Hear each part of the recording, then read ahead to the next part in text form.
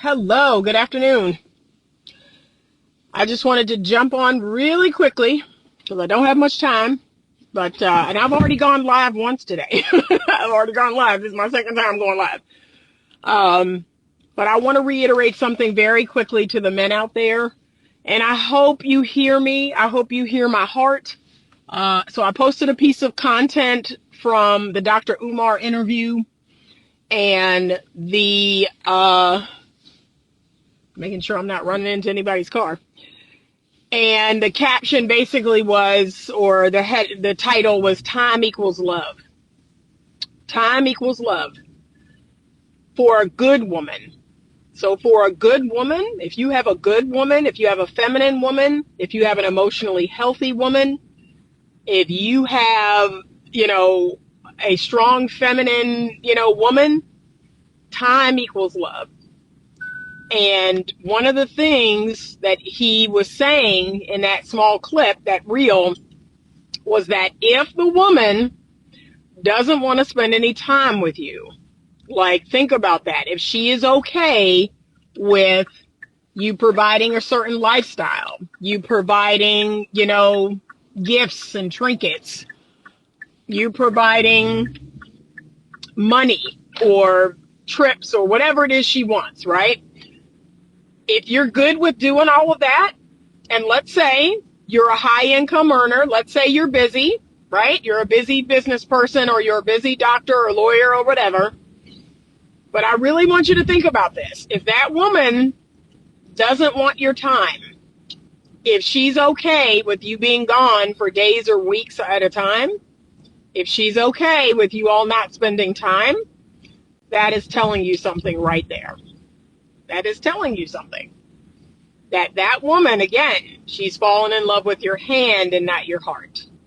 Because a good, healthy, feminine woman, a securely attached woman, she wants the relationship. She wants the man. She wants his time, his energy, and his effort.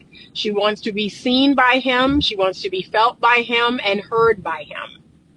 And this woman also understands that, okay, depending on what you do, you're busy. You have obligations and responsibilities. She understands that. But she is going to require a certain level of time from you. She is not going to let you go days and weeks and months without you all seeing each other, doing things together. You're not talking on the phone, you're not texting, you're not FaceTiming. She's going to feel a way about that. And that is how you know you have a good woman. That, amongst other things. That's not the only thing. But that is a big marker. If you do this, I'll do that. If you go here, I'll go there. It's that tit for tat. I expect this, and then I'm going to give this. And now, let's go even further. There are people who can't even keep up their end of the bargain. There are relationships out there where the person just wants to take. Like, they're not going to give you anything in return. There are a lot of women out there that they think their beauty and their booty is all that is required. And gentlemen, you have no one to blame but yourself if you're in a situation like that. Because and again, is it transactional? She's fine. She's got a big butt. She's got whatever she's got, okay. And so I'm having her on my arm. She looks good. She makes me look good. And so, we have an understanding. We have an arrangement. And that woman is not helping you build anything. She's not helping you do anything. She just looks good. She looks good, and y'all have sex. So if that's what you're on, I'm not talking to you. But there is a small minority of people out here that do want something real. Like, they are interacting with people to try to find their person. They actually want something real. They want something genuine. They want to build something. They want to grow old together. They want to do life together. There's a small minority of people that still want that. That's not most people, unfortunately, but there is a small minority of people. And so, time, that's it. That's it. And there have been men that I have personally dated that that's, I guess, what they wanted from me, something transactional. Hey, I'm going to provide these experiences. I'm going to buy you this, but don't ask me for anything real. Don't ask me for any real time. Don't ask me for any real conversations. Don't ask me for any real emotions. And so, ladies, I want you to be mindful of that. If you are a genuine, real feminine woman, just be mindful of that. If he's not able to give you things that don't cost any money, then he's looking for something transactional. And I don't know about you all, but that's not something I want to be involved in. I don't want a transactional relationship. It's not about money. If it was, I would have kept the millionaire husband I had. For me, it's about time, energy, and effort. It's about being of service to someone and them being of service to me. It's about working together and building something together, creating something together, and just enjoying life, enjoying each other, enjoying each other's company. But sad to say, that's not most people out here today. Most people out here today want something transactional. Most people out here want something they can't really afford. And we've already talked about that.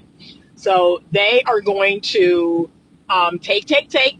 They're going to take whatever they can get.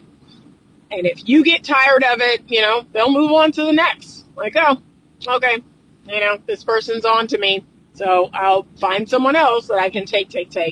Just be mindful of that, okay? Be very mindful of that.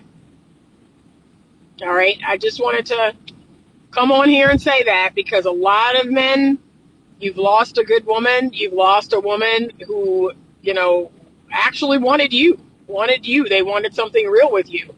And either you didn't spend any time with them, you didn't communicate with them.